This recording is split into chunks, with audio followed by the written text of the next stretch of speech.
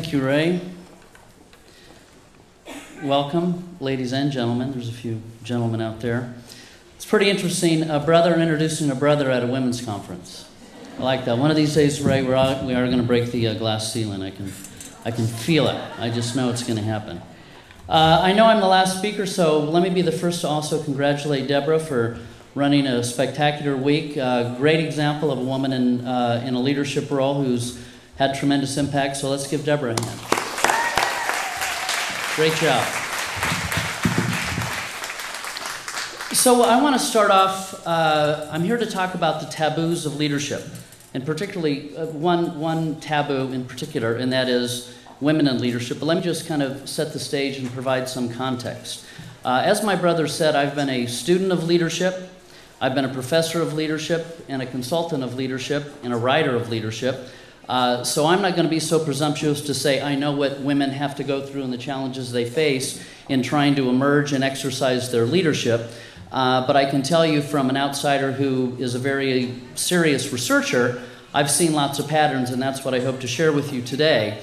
And I know it hasn't been a common practice in some of these discussions to have Q&A, but I'll certainly go through some material quickly, so to provide hopefully we can provide an opportunity to respond to a few of the questions that you may have. Well, let me tell you about the context of the book, The Taboos of Leadership.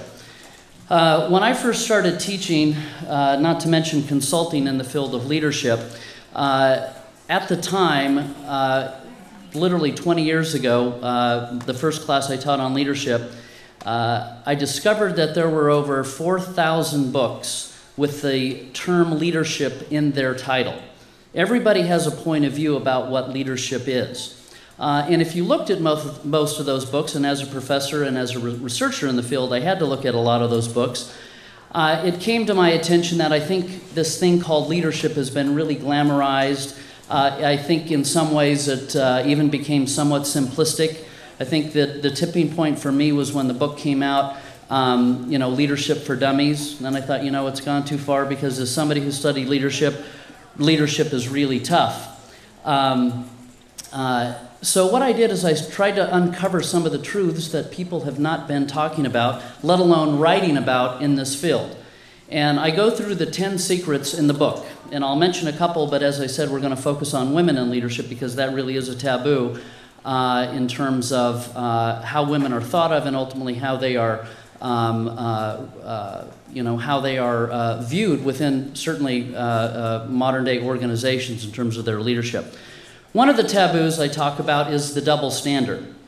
Unless you've had your head in the sand, you've realized that there's a big controversy. In fact, there's a lot of legislation being discussed right now about compensation, particularly on Wall Street within the financial sector. I can tell you this is statistically true. 83% of all executives, both men and women, and we'll talk about some percentages in a minute, feel as though they are underpaid for their performance. So those who are getting multi-million-dollar packages and being able to fly on corporate jets while they're downsizing their companies feel very, very justified in being able to do that. And it's kind of an interesting dilemma, and certainly it's tough to deal with psychologically when you're trying to consult leaders to become more humane and more moral and hopefully have greater impact and empathy with their workers. But it is a truism, and if we're ever going to increase our ability to lead, we have to look at some of those truths that may not be so comfortable to talk about. I also talk about the taboo of work-life balance. I've even done work-life balance workshops for organizations, and I always found it interesting that oftentimes executives would come back to me and say, Tony, I think that's great. I really liked a lot of the material, but you and I both know if anybody aspires to be a leader, they can never have a work-life balance. And there's a quote in my book, and I believe it, that nobody has ever achieved greatness from 9 to 5. The other thing we have to realize is that we all have a different metric for what balance work-life is in our own life. And I think the important point is to know what your metric is. For some people, they can work 15, 18 hours a day, and that's their balance. Some people need, to only work 10 hours because they have other interests, other responsibilities, whatever the case may be. But the reality is in organizations, those that have tended to get to the top, 2%, at least hierarchical in organizations, have worked on average 25% more than the 85%, the 90% below them. So there is this issue. In fact, there was a great article written by Steve Kerr in the Harvard Business Review. It was called "On the Folly of Hoping for A and Rewarding B." There's a lot of organizations that claim that they really value work-life balance. And I work for some of those organizations. In fact, it's even up on their mission statements and value statements that they want people to have a balanced life, but yet ultimately what they reward are people who are the last ones out of the office, who are going to work 10 or 15% more. And there's some interesting statistics. In fact, I would recommend that you read a book by Warren Farrell, a book entitled Why Men Make More. And it has to do with this very issue in terms of the amount of time spent and the perception of time spent in the workplace. So that was another taboo I talked about. And then I'll come to the third one that we'll talk about today, which is, do women make better leaders than men? Well, if you've looked at my book, you'll know that I come out pretty stern, not just because I have a feeling for it, but the research indicates that women make better leaders than men. But there's a qualifier, when that's what they want to do. How many of you believe that women make better leaders than men? I realize I'm asking, 99.9% of women audience here. Here's the conundrum. Research indicates that women make better leaders than men, if that's what they want to do. But yet, only 2.7% of all CEOs in Fortune 1000 companies are women. Why is that? Speak up. Why is that? Choice is number one. Certainly research points to that there's a lot of women who just choose not to become leaders for a myriad of reasons. Could be the work-life balance issue.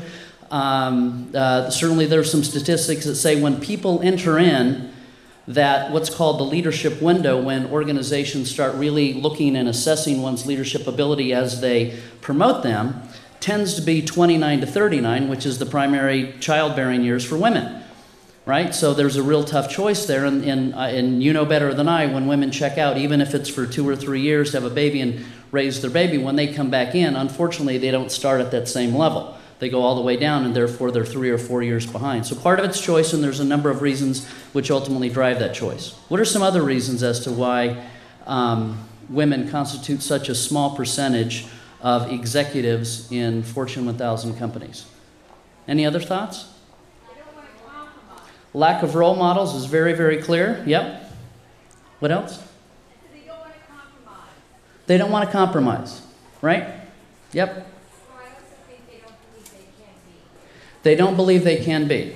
Yes. There tends to be more doubt. There's a lot of research that supports that fact as well, that once they get to the top, they tend to be far more doubtful, and in some ways even more humble than men, and that can have a discounting factor within organizations. Yes?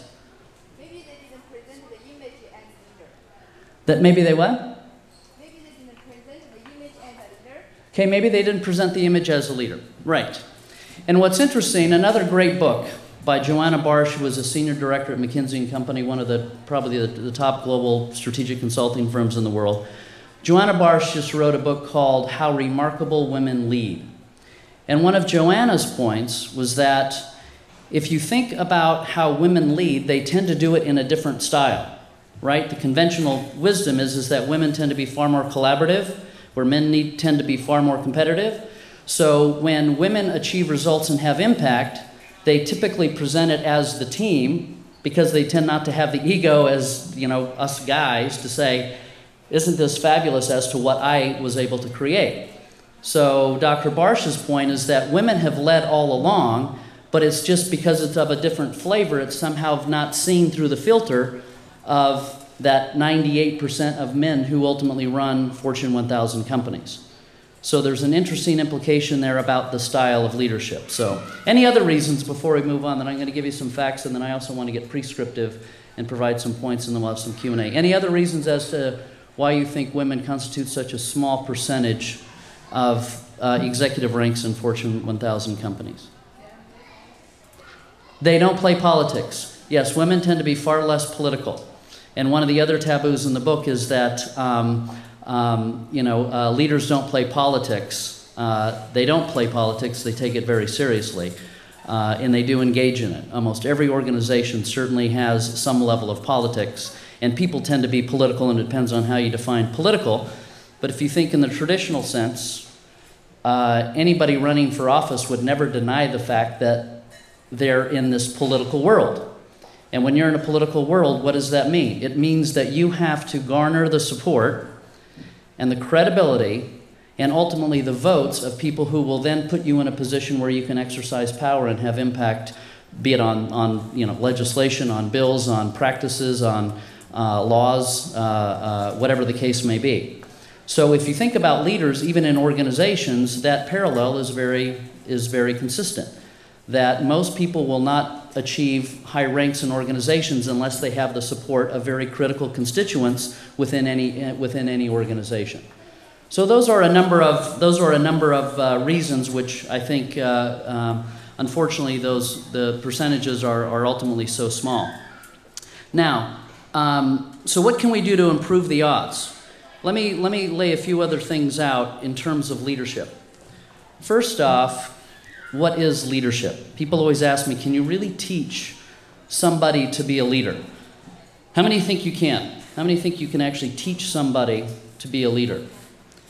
And I want to see commitment here. How many of you think that you cannot teach somebody to be a leader?